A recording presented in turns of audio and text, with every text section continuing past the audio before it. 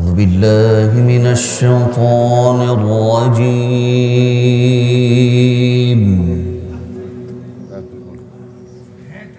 بسم الله الرحمن الرحيم.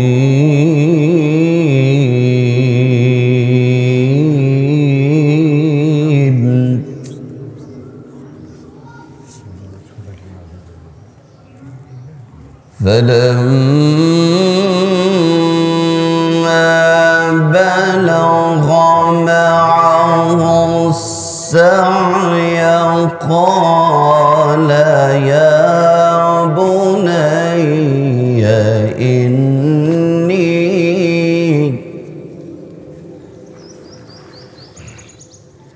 إني أرى في المنام أني أذبحك فانظر ماذا ترى. قال يا أبت افعل ما تؤمر ستجدني إن شاء الله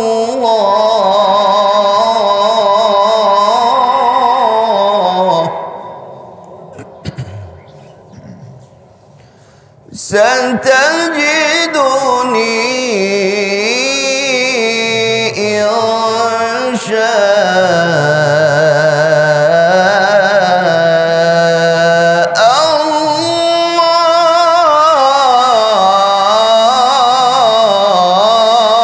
الله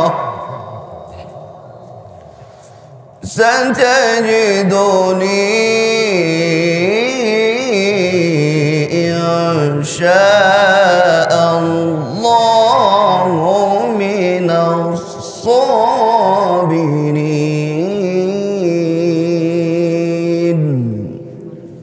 صدق الله العظيم. وقال تعالى في شان حبيبه آمرا ومخبرا إن الله وملائكته يصلون على النبي يا أيها الذين آمنوا صلوا عليه وسلموا تسليما. اللهم صل على سيدنا مولانا محمد وعلى آل سيدنا.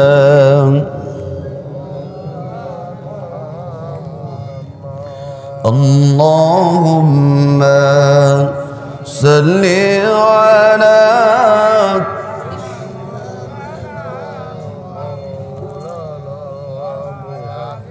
وعلى آل سيدنا مولانا محمد. আলহামদুলিল্লাহ। উপস্থিত সম্মানিত মুআজ্জাজ মুহতারাম হযরত উলামা ইকরাম, আমার প্রাণ প্রিয় দিন দরদি ইসলাম প্রিয় আজকের পবিত্র ঈদুল আজহার দিনের আল্লাহ পাকের বিশেষ মেহমানগণ, বিভিন্ন জায়গা থেকে আগত সুস্বাগত আজকের এই মহিষবাথান কেন্দ্রীয় ঈদগাহ ময়দানের সম্মানিত মুসল্লিয়ান ইকরাম, আমরা সেই মহান আল্লাহ সুবহানাহু ওয়া তাআলার দরবারে লক্ষ কোটি শুকরিয়া আদায় করছি যে আল্লাহ রাব্বুল ইজ্জত জিলহজ মাসের 10 তারিখ ঈদুল আজহার দিনে আমাদেরকে কুরবানি করার পূর্বে 2 রাকাত অজীব নামাজ আদায়ের জন্য আল্লাহ পাক আমাদেরকে ময়দান পর্যন্ত আসার শক্তি দান করেছেন, কবুল করেছেন। শুকরিয়া তান আদায় করছি, পড়ছি আলহামদুলিল্লাহ। অতঃপর লক্ষ কোটি দরুদ ও সালাম পেশ করছি সেই নবীর প্রতি যিনি আপনার আমার দয়ার নবী, যিনি হলেন আখিরি জামানার পয়গম্বর নবী, যিনি হলেন নবীদের নবী, সর্বকালের সর্বযুগের সর্বশ্রেষ্ঠ মহামানব বিশ্ব নবী মুহাম্মদুর রাসূলুল্লাহ সাল্লাল্লাহু আলাইহি ওয়াসাল্লামের উপর।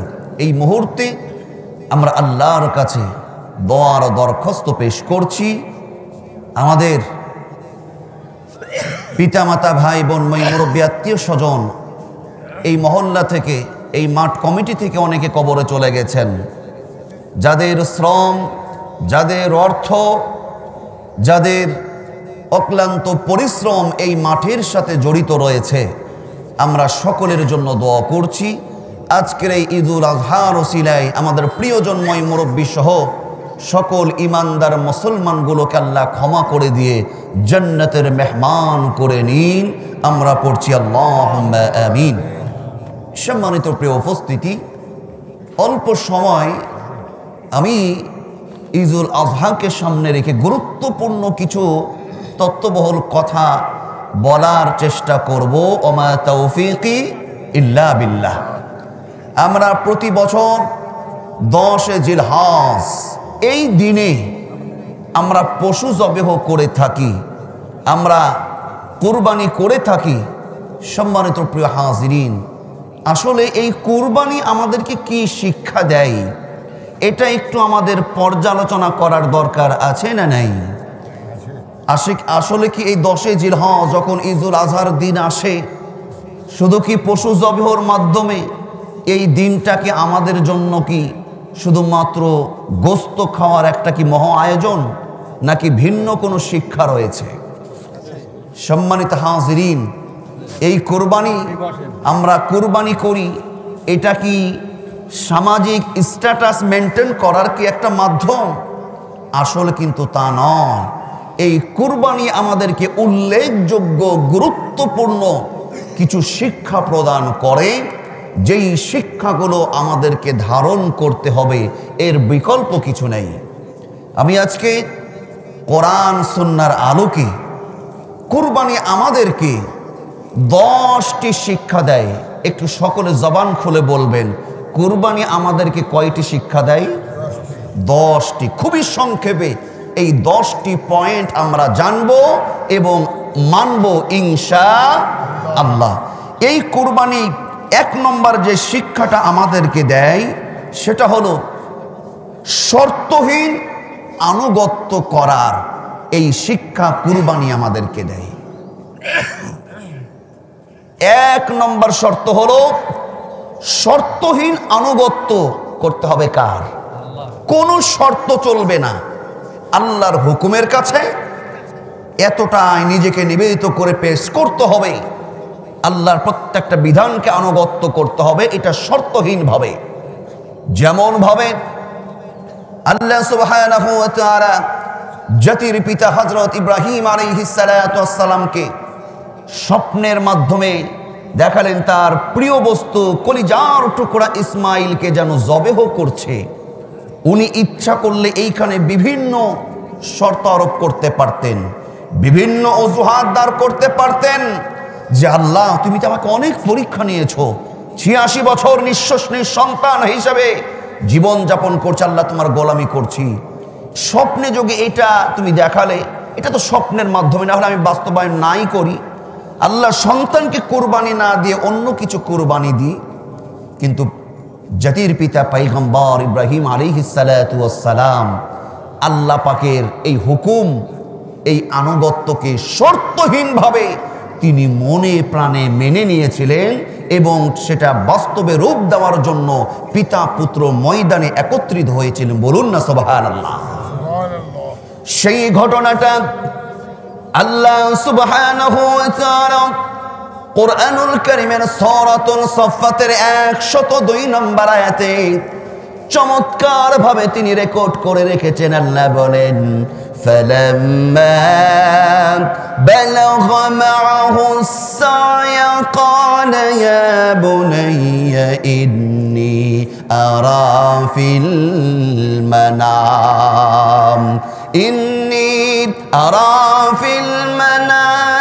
أني أذبحك।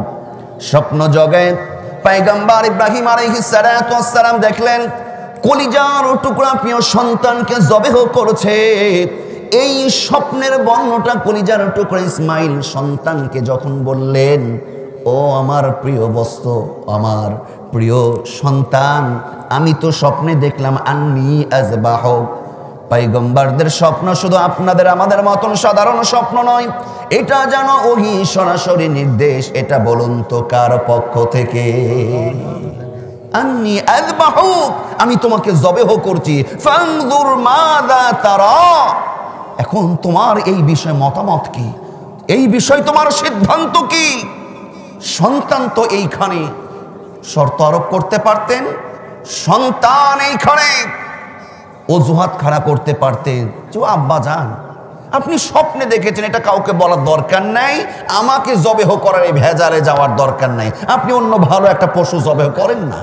কিন্তু ইসমাইল আলাইহিস সালাতু ওয়াস সালাম কোনো অজুহাত খাড়া করেছিলেন?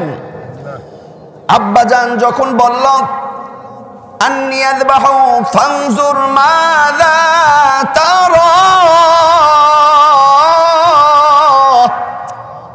আমি তোমাকে জবেহ করছি, তোমার অভিমতটা কি তুমি ব্যক্ত করো, তোমার সিদ্ধান্ত কি? কেমন পিতা এবং কেমন সন্তান! ইসমাইল আলাইহিস সালাতু ওয়াস সালাম শর্তহীন ভাবে বাবাকে জানিয়ে দিলেন, ক্বালা ইয়া আবাতি ফাআল মা তু'মার, ও আমার আব্বা জান, আপনি আল্লাহর পক্ষ থেকে যেই নির্দেশ প্রাপ্ত হয়েছেন সেটা আপনি সত্যিতে রূপান্তরিত করুন, তবে আপনার টেনশনের কোনো কারণ নাই। আমি আপনাকে আরো আশ্বস্ত করছি, সাতাজিদুনি ইনশাআল্লাহু মিনাস সাবিরিন। ইসমাইল আলাইহিস সালাতু ওয়াস সালাম বললেন, ও আমার আব্বা জান, আপনি আমাকে জবেহ করেন, আপনি আমাকে কুরবানি করেন, আপনি আমাকে ধৈর্যশীলদের মধ্যেই দেখতে পাবেন। বলি সুবহানাল্লাহ। আল্লাহর হুকুমের কাছে কোনো শর্ত চলবে না, কোনো অজুহাত চলবে না। প্রতি বছর আমরা কুরবানি করি, কুরবানি থেকে কি শিক্ষা গ্রহণ করলাম আজকে একটু আসুন না আমরা নিজেরা একটু পর্যালোচনা করি। কুরবানির এক নম্বর শিক্ষা হলো, কুরবানি আমাদেরকে শর্তহীনভাবে আল্লাহর কাছে মাথাটা নত করে আল্লাহর বিধানটাকে আনুগত্য করতে শিখাই। বলি সুবহানাল্লাহ। শুধু কুরবানির ক্ষেত্রেই নয়, তাহলে সুদ খাওয়া যে হারাম, ঘুষ খাওয়া যে হারাম, চুরি করা, বাটপারি করা, চাঁদাবাজি করা, জমি দখল করা, মিথ্যাচার করা, এইগুলো যে হারাম, তাহলে এইখানে আপনি কেজন শর্ত আপনি যোগ করেন? আমি খেতে পাই না, এটা ছাড়া আমার উপায় নাই, এইভাবে না করলে রাজনীতিতে চলা যায় না। কোনো শর্ত চলবে না, যেটা হারাম হারাম, যেটা অন্যায় অন্যায়। আল্লাহর হুকুমকে, প্রত্যেকটা আল্লাহর আহকামকে, নির্দেশগুলোকে শর্তহীনভাবে মেনে নেওয়াই হলো কুরবানির প্রথম শিক্ষা। দরদিরা আমার, এবার আসুন কুরবানির 2 নম্বর শিক্ষাটা কি?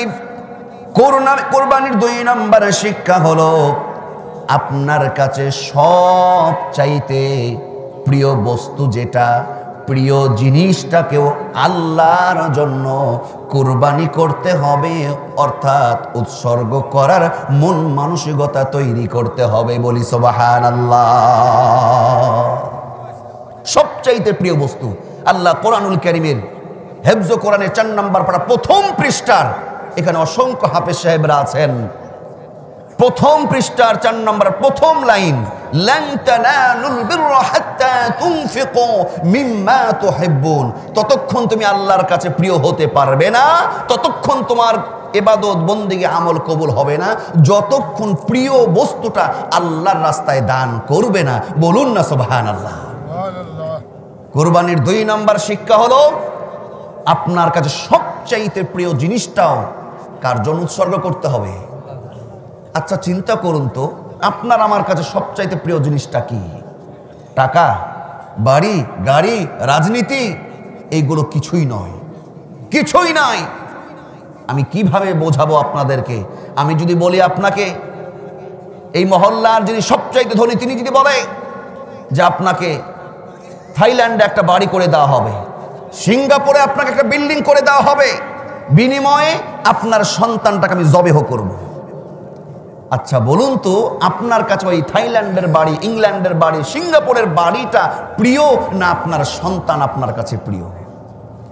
নিজের সন্তান যে কত দামি জিনিস, যাদের সন্তান হয় না তারা বুঝতে পারছে একটা সন্তানের জন্য কত আফসোস, কত দোয়া। যাদের সন্তান হয়েছে মারা গেছে তারা জানে কি বেদনা। আমার ভাইয়েরা, এই সন্তান আমি তো মনে করি আমাদের কাছে সবচাইতে, আমাদের গাড়ি বাড়ি টাকা পয়সা নিজের জীবনের চাইতে একজন পিতার কাছে সন্তানের দাম মূল্য সবচাইতে বেশি। ঠিক না বে ঠিক? আমাদের কাছে বেশি। ইব্রাহিম আলাইহিস সালামের কাছে বোধহয় বেশি ছিল না। ওনার কলিজার টুকরা ইসমাইল কতটা প্রিয় ছিল। 86 বছর বয়স, কোনো সন্তান নাই। রব্বি হাবলি মিনাস সালিহিন। 86 বছর বয়স আল্লাহ দোয়া কবুল করলেন। ফাবাশশারনাহু বিগুলামিন হালিম। এমন একটা সন্তানকে দান করলেন। 86 বছর পরে সন্তান পাওয়া, আনন্দ খুশি হওয়ার কথা কম না বেশি? 5 বছর 10 বছর আমাদের সন্তান না হলে 10 বছর পরে সন্তান হলে হাইরে এত খুশি। 86 বছর বয়সে, 86 বছর বয়স ইসমাইল, কত আদরের ইসমাইল দুনিয়ার বুকে আসলো। কিন্তু আল্লাহর পক্ষ থেকে পয়গম্বর ইব্রাহিমের উপর থেকে পরীক্ষা দূরে সরে না, সঙ্গে সঙ্গে আল্লাহর পক্ষ থেকে নির্দেশ চলে আসলো, ও আমার বন্ধু, ও আমার পয়গম্বর ইব্রাহিম, তোমার প্রিয় বস্তু, তোমার প্রিয় জিনিস ইসমাইল এবং বিবি হাজারকে তোমার কাছে রাখতে পারবে না।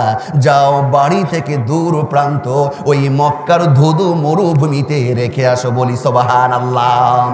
আল্লাহর পক্ষ থেকে নির্দেশ আসতে দেরি, নির্দেশটা পালন করতে দেরি করে নাই। পয়গম্বর ইব্রাহিম তার সবচাইতে আদরের ইসমাইলকে এবং বিবি হাজারকে ওই মক্কার ধুধু মরুভূমিতে রেখে আসলেন। এইখানেই শেষ নয়, ঘটনা সবাই জানেন, আমি শুধু শিক্ষাটা টাচ দেওয়ার জন্য বলছি। এই সন্তান যখন যৌবন প্রাপ্ত হয়, কোন তাফসীর কারক বলেন এই সন্তান ইসমাইলের যখন কেবল মোষটা জেগে ওঠে, আবার কেউ কেউ বলেন, কোন মুফাসসির বলেন ইসমাইলের বয়স যখন 13 হয়, এই প্রিয় বস্তু ইসমাইলকে কুরবানি করার নির্দেশ আসলো। আল্লাহর জন্য ইব্রাহিম আলাইহিস সালাতু ওয়াস সালাম কলিজার টুকরা সন্তান ইসমাইলকে কুরবানি করার জন্য মিনার প্রান্তরে হাজির হয়ে গেল। বলি সুবহানাল্লাহ। প্রিয় বস্তুটাকে তাহলে দান করতে হবে কার রাস্তায়? আল্লাহর রাস্তায়। শুধু সন্তান নয়, নিজের জীবনটাকেও উৎসর্গ করতে হবে আল্লাহর রাস্তায়।